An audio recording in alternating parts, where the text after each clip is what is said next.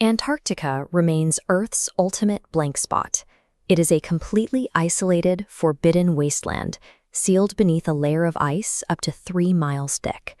Humanity's first major attempt to probe beneath that ice began in 1946, launching a massive United States naval expedition known as Operation Highjump.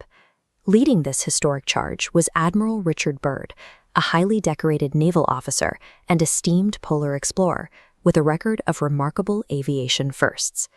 The government's official narrative was straightforward. Operation Highjump was a routine mission to train personnel, test equipment, and map the frozen terrain. However, a standard mapping mission rarely justifies an armada of 13 warships and 4,700 military personnel, launched immediately following the end of World War II. The reason for that heavy military presence might be found in Admiral Byrd's secret diary.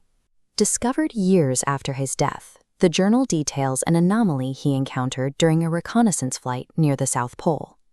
According to the diary, as Byrd flew over the endless white expanse, the frozen wasteland abruptly gave way to a lush, temperate green valley completely free of ice.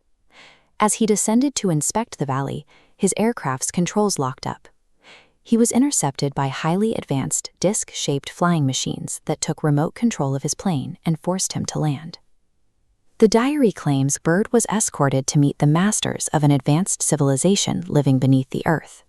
They issued a warning about humanity's use of nuclear weapons.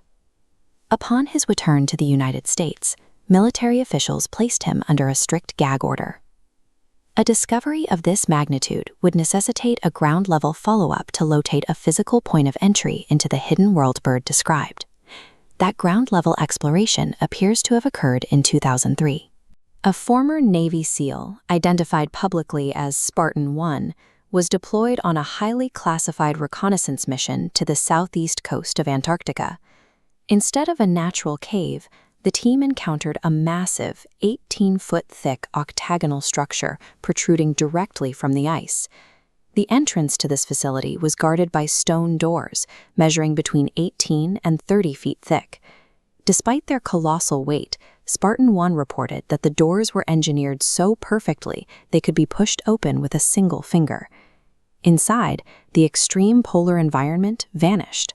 While the exterior temperature hovered at -40 degrees Fahrenheit, the interior maintained a sustained climate of 70 degrees. There were no visible heating vents or light fixtures. Instead, the cavernous hallways were illuminated by an ambient, sourceless lime green glow radiating from the walls. A self-heating, self-illuminating stone facility operating flawlessly beneath the ice defies all known parameters of human environmental engineering.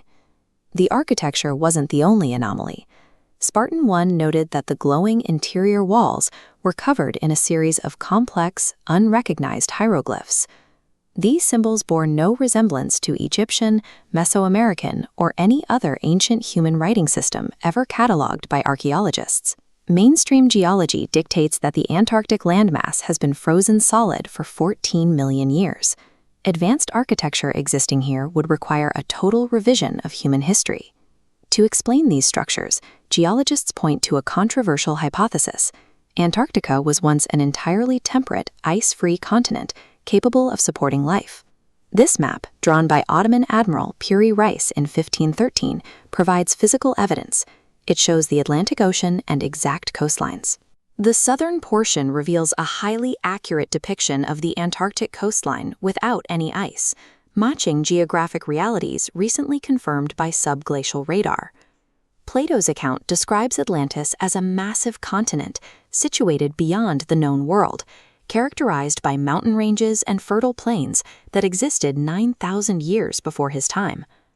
When compared to subglacial radar maps, the scale of the Antarctic landmass and the layout of its hidden valleys align with the geographic footprint Plato assigned to Atlantis.